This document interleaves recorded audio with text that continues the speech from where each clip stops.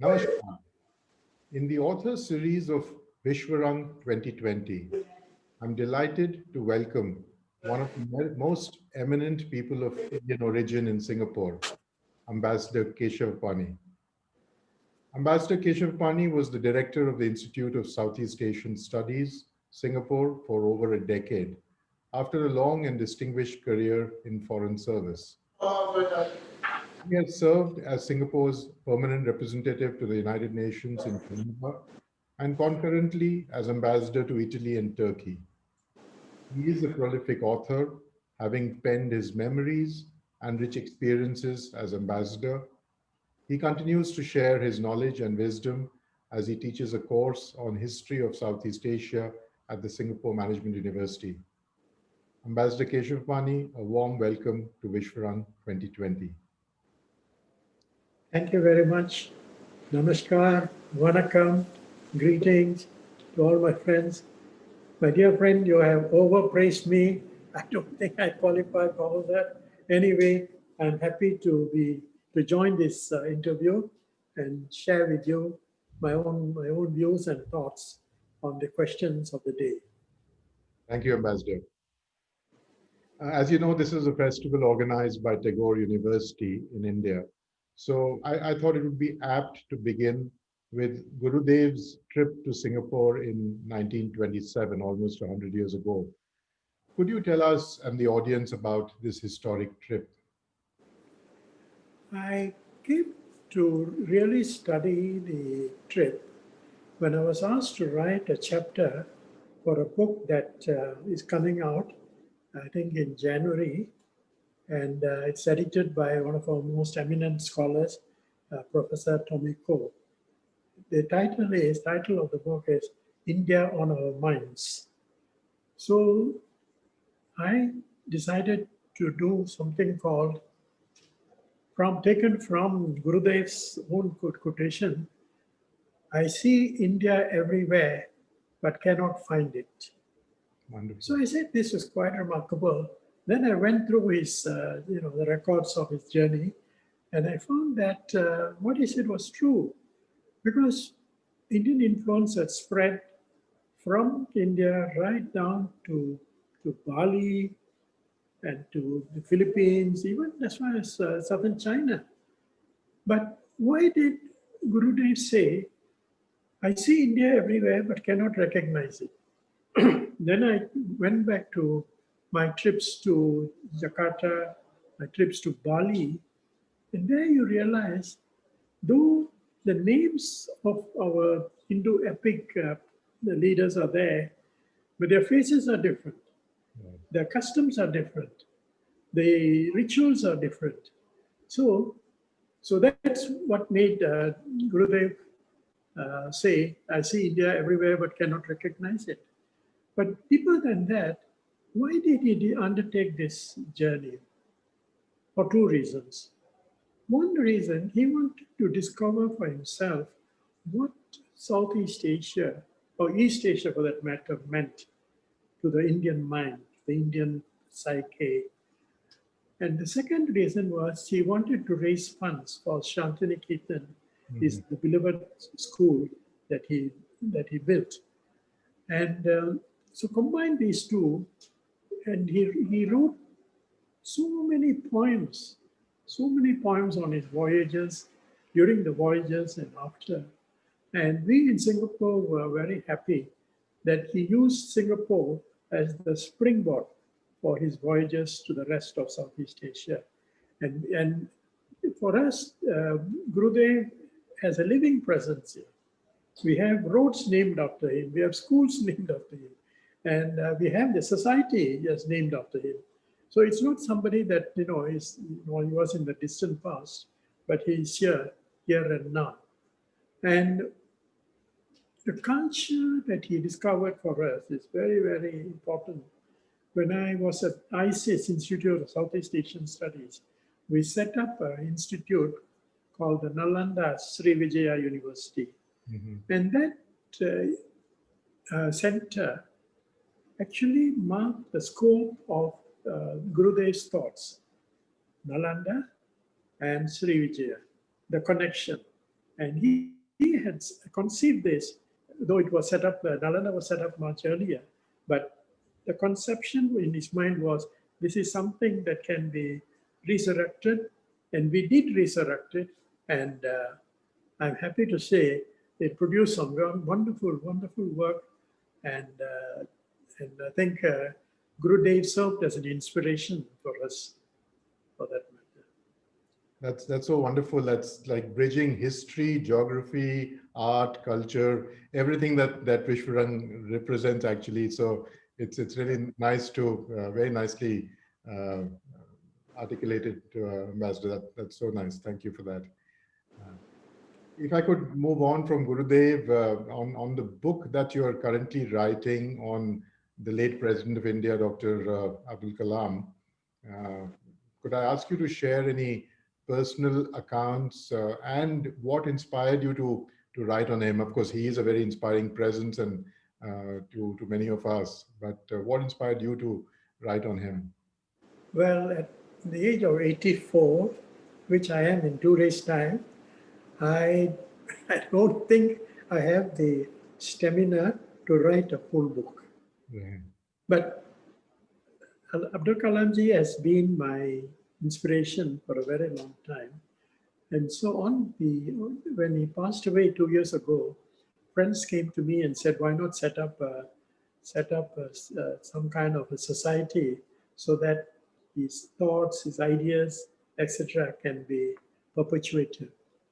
So much to my, I don't think at that age I wanted to be anything, but they said, no, you should be the president of this Abdul Kalam Vision Society.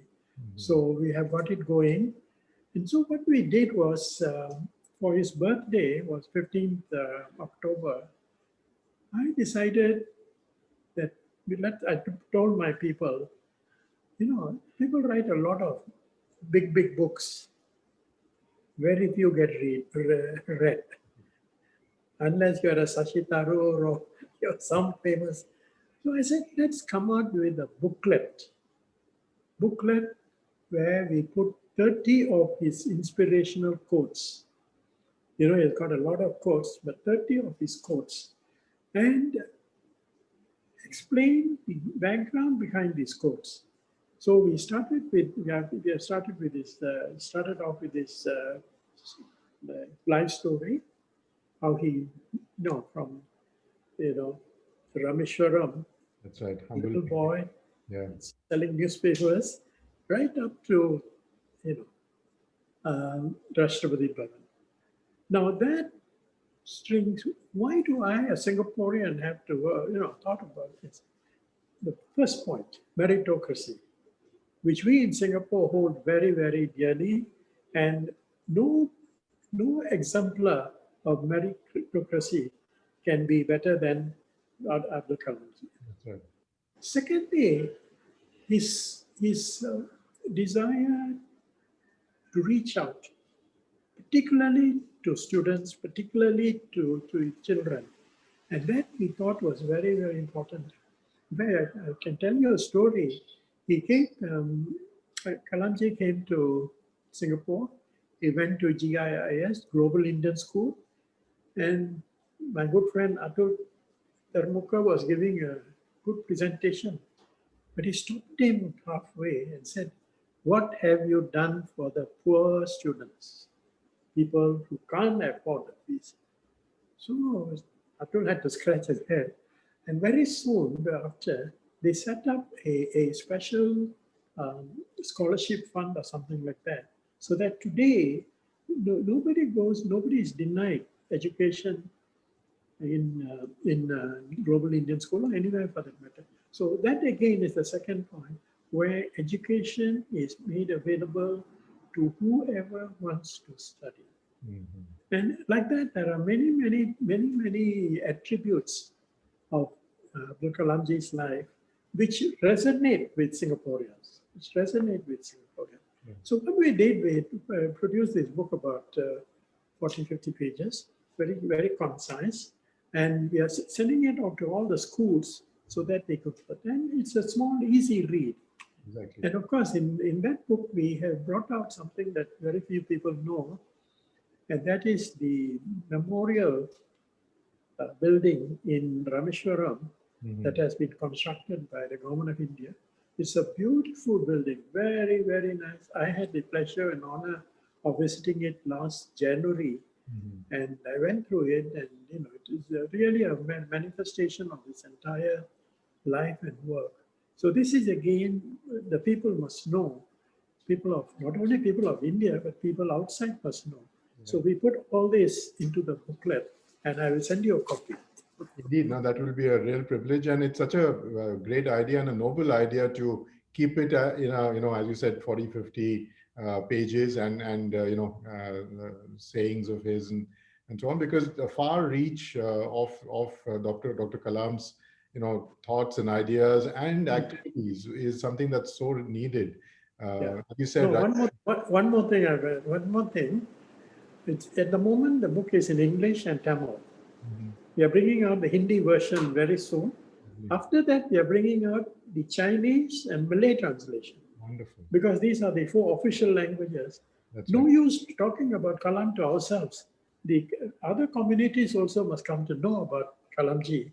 So this is the bigger picture. Wonderful. Yeah, no, so he was a man of science, physics, Yes. aerospace engineering, but his ideas were, as you said, his engagement, that trip to Singapore, I was also privileged to meet him a few times.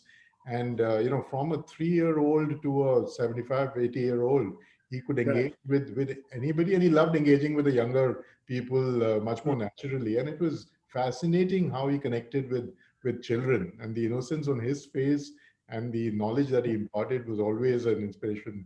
That was a real loss when he passed away, but keeping his memory going. So thank you for that, and that's so wonderful. Yeah. That we are going to put it and bring it out as an ebook, so that it will spread all over, and of course the youngsters will like that. Yes.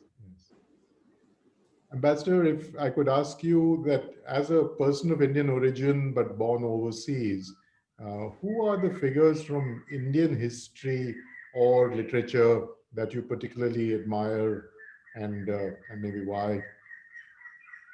Yeah. My favorite hero from childhood was Subhash Chandra Bose, Netaji Subhash Chandra Bose. That's right.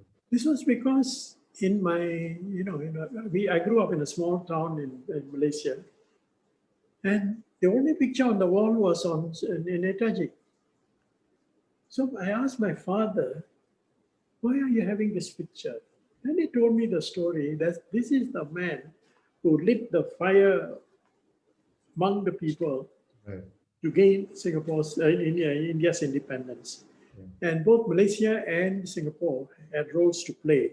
In fact, the Indian National Army was formed in Singapore. Of course. And the only army formed outside. And for us, it's a very emotive part.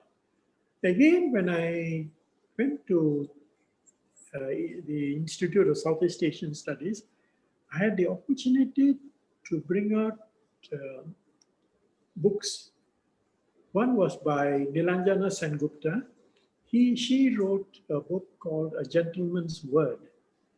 And this was at the request of the late President S.R. Nathan, who said there's a lot of books written about Netaji's escape, from this, and then how he died and all.